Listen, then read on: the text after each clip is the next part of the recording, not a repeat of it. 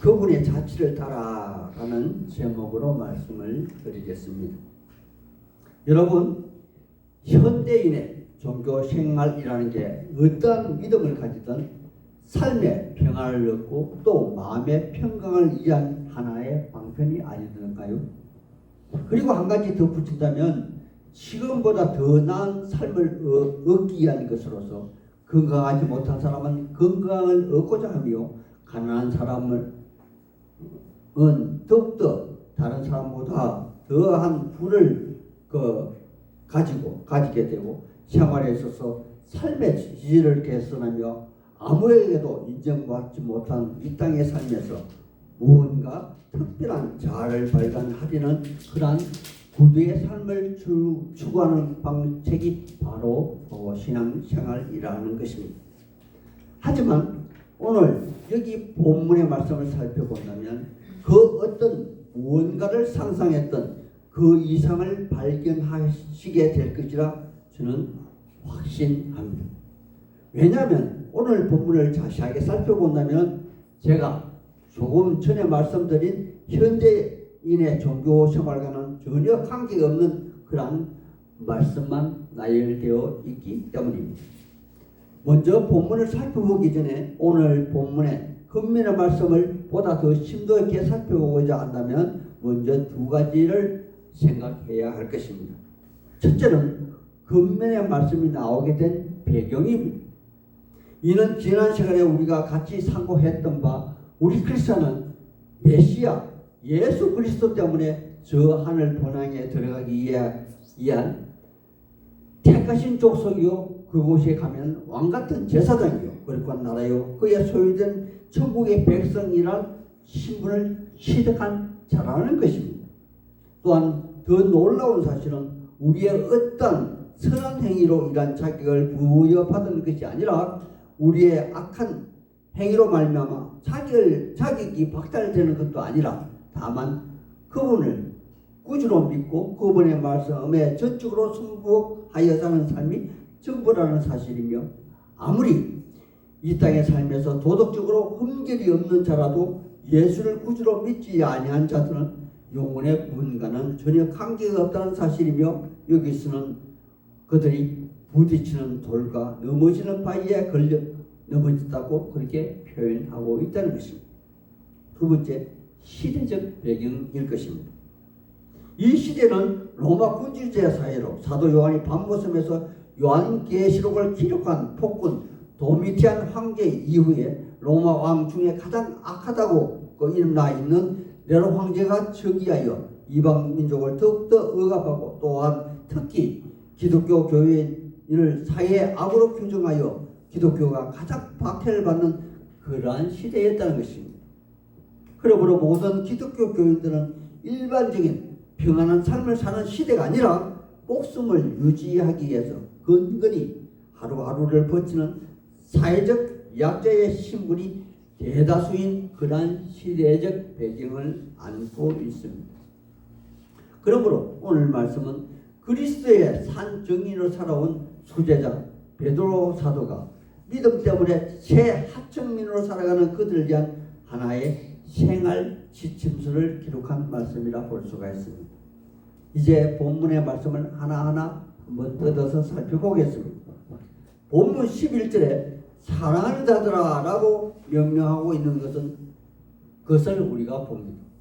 이는 우리가 요한복음 21장에 우리의 예수님이 부활하시고 나서 다수의 제자들 앞에서 베드로 사도에게 세 번씩이나 네가 나를 사랑하느냐 물으시며 예수님의 양을 먹이라 내 양을 치라 하는 말씀과 또 너는 늙어서는 남이 내게 띠띠우고 원하지 않는 곳으로 데려가며 두 팔을 벌리리니 하는 그러한 말씀이 생각나는 음절로서 아마도 베드로 사도는 크리스찬 성도들을 대할 때 자기의 생명만큼이나 애틋하게 그들을 돌보며 양육하는 바로 그 사랑을 표현한 그러한 대목으로 사회가 됩니다.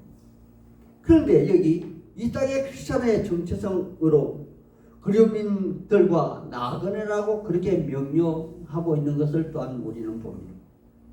여기에 거름이는 일시적으로 그것에 거주하고 살고는 있지만 기득권을 하나도 갖지 못한 임시 거주자들을 말하는 것이며, 또한 나그네는 한 곳에 정착하지 못하고 곧 다른 곳으로 떠나가는 그러한 존재로서 사회적 약자이며, 또한 어느 한 곳에 소속되지 않는 빈곤의 대명사로 일컬어지는 그러한 모임단체를 말하는 것으로 보여집니다.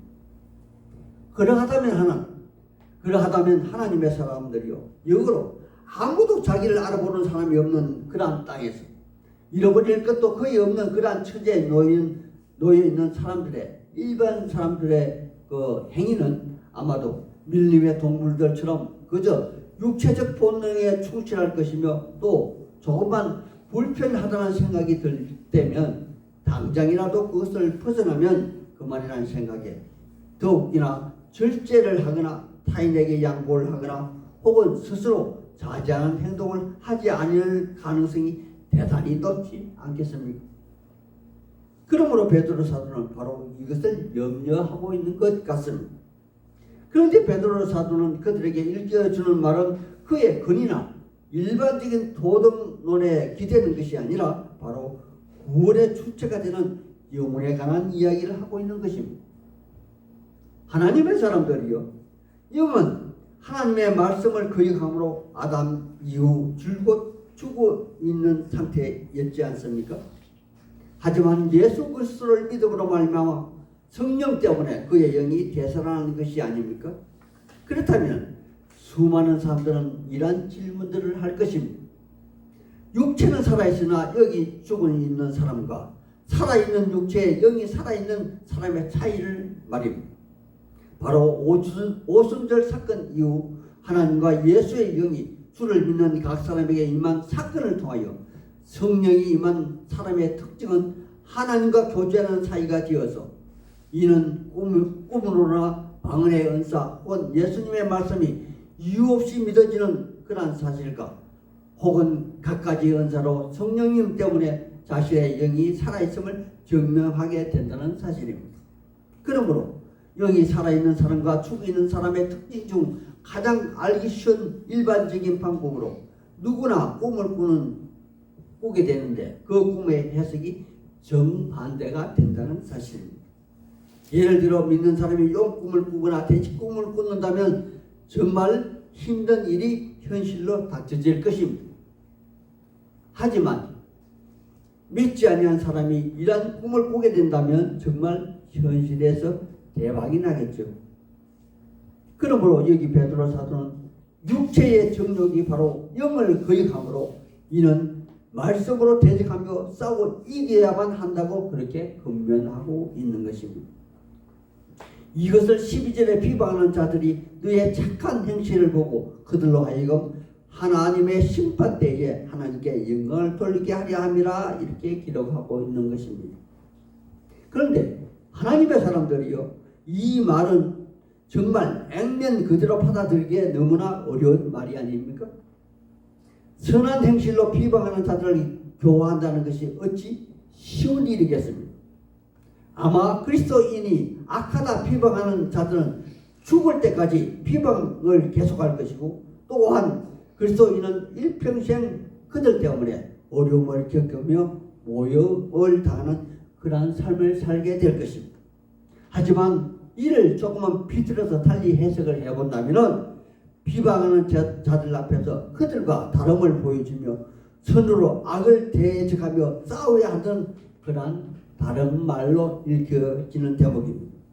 그러므로 그리스도인은 믿지 아니한 이방인들과 격을 달리하는 거룩한 싸움을 일평생 피 흘리기까지 싸우며 선한 싸움을 하는 것이 아마도 그들 이방인의 눈에는 더욱더 비방의 모티브가 되겠지만, 그런데 이 땅에 육체의 장막을 벗고 심판대 앞에서 그 판결이 내리지는 그곳에서 비로소 아기들의 처절한 뉘우치는 음성이 하나님의 공의를 선포하는 계기로 작용한다는 그러한 다른 말이 될 것이라 사례됩니다. 그러므로 인내하며 죽을 때까지 육체의 장막을 벗고 천국 갈 때까지 끝까지 선한 싸움을 싸우십시오. 라고 권면하는 말씀이 바로 12절의 말씀이라 저는 생각했습니다. 그리고 여기 13절에서 17절의 말씀은 하나님의 사람인 그리스도인과 비그리스도인의 차이점을 아주 분명하게 나타내주고 있는 그런 말씀입니다. 그 당시 철학이나 윤리도덕은 모두 이 땅의 삶의 한계에서 사회를 정화하기 위한 그러한 것들입니다. 또한 그들 모두가 똑같이 공생하고자 하여 만들어 놓은 것이 좁은 의미에서 눈에 보이는 가시적인 성문화된 법일 것이고, 또 그 상위의 법이 바로 윤리이고 도덕의 간섭법일 것입니다. 하지만 그리스도인의 법은 보이는 이 땅의 범위를 벗어나서 보이지 않는 하나님과 저 천국 나라에 속한 천륜의 법입니다. 따라서 그리스도인은 눈에 보이지 않는 하나님의 얼굴을 바라보며 때때로 그분을 그분 때문에 두려워 떨며 그분의 말씀을 따르는 것에 대한 그 차이가 있을 것입니다. 하나님의 사람들이요, 이런 법률은 오늘까지 발전하여 아무리 인간 사이에 악한 영향력을 행사한다 할지라도 법이 존재하지 않는 한 무죄로 추정이 되고 처벌할 수 없을 것입니다. 하지만 저 천국의 성령의 법은 우리의 마음판에 새겨져 있기에 보이지 않으나 엄연히 그리스도인의 삶을 통제하고 옳은 길로 인도한다는 그러한 사실입니다.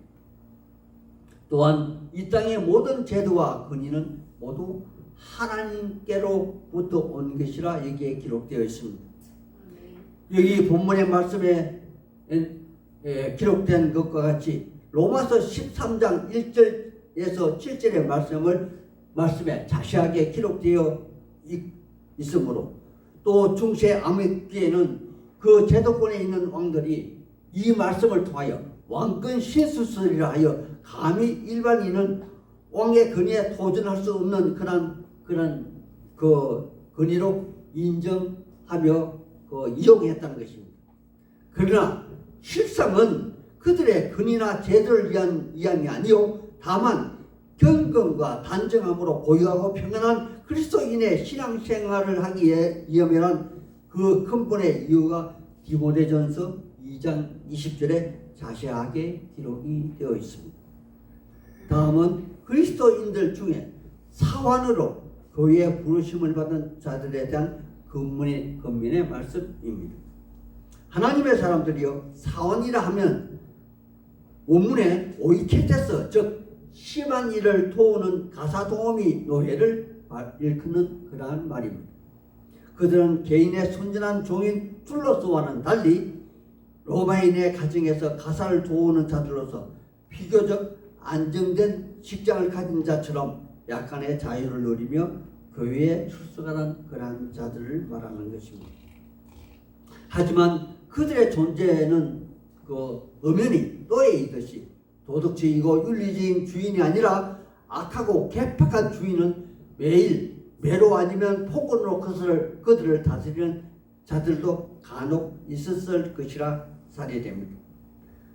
만약 이런 주인을 만났다 하더라도 영원한 삶에 비해 짧지 짧은 이 땅의 삶을 희생하여 저 천국의 온전한 자유와 평안을 소망하라는 그러한 권면의 말씀으로 여기 20절에 이렇게 권면을 하고 있습니다.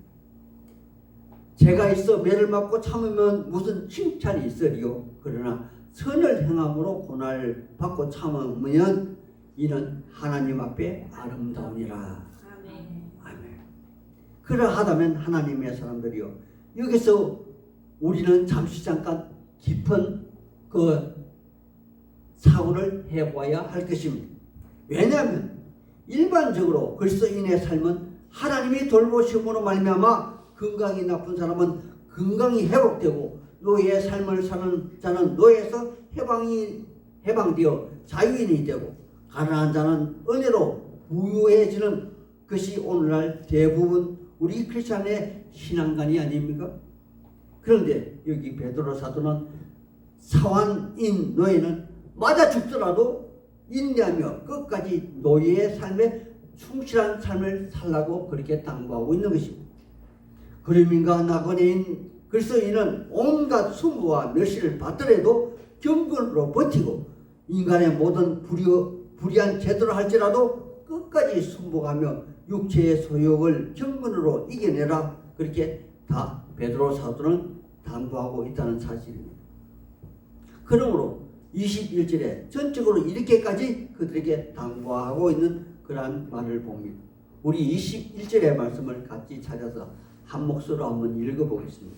21절입니다. 찾았으면 같이 읽겠습니다. 시작. 이를 위하여 너희가 부르심을 받았으니 그리스도도 너희를 위하여 고난을 받으사 너희에게 오늘 끼쳐 그 자취를 따라오게 하려 하셨느니라. 아멘. 하나님의 사람들이여, 우리의 삶은 전적으로 우리의 것이 아니라 주님이 핏값으로 우리를 대속하여 산 주님의 것입니다. 그러하다면 주님이 어떤 사람은 건강이 나쁠 때 속히 은혜로 회복하여 주시는 분이 있는가 하면 대부분의 많은 사람들은 그 나쁜 건강을 끝까지 안고 가게 하시는 그런 분들도 계시다는 사실입니다. 또 어떤 사람은 하는 일마다 잘 되지만 또 어떤 사람은 되는 일 하나도 없이 일평생 가난을 친구 삼아 후짠 삶을 살아가게 하신다는 그런 예도 있을 것입니다. 그리고 이어서 그렇게 하신 이유를 설명하고 계시다는 그런 그 말씀이 여기에 22절에서 25절에 자세하게 기록되어 있다는 사실입니다. 바로 이사야서, 구약 이사야서 53장 고난의 종에 관한 예언서, 우리 주님에 관한 예언서일 것입니다. 하나님의 사람들이요, 그렇다면 우리도 작은 예수로 부르심을 받았다는 이런 사실일 것입니다. 고난을 받아야만, 십자가 형벌을 이겨내야만 우리에게 부활이 찾아오는 것이 아닙니까? 우리의 삶은 이 땅에서 판가름 나지 않습니다. 오직 우리의 목표는 저 천국에서 영원한 삶을 살면서 주님을 목자로 섬기는 그런 삶이 아니겠습니까? 그러므로 세상을 바꾸려 하지 말고 세상을 향해 너무해 왜 이렇게 소리치지 마시고 묵묵히 견디며 주어진 일에 최선의 노력을 경주하며 이겨내십시오. 그렇게 베드로 사도는 권면하고 있는 것입니다. 왜냐하면 이 길만이 영생의 길이요, 주님이 예비해 놓으신 천국 가는 길이기 때문일 것입니다.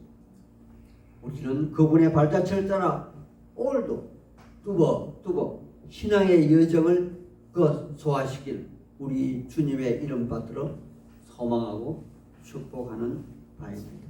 아멘.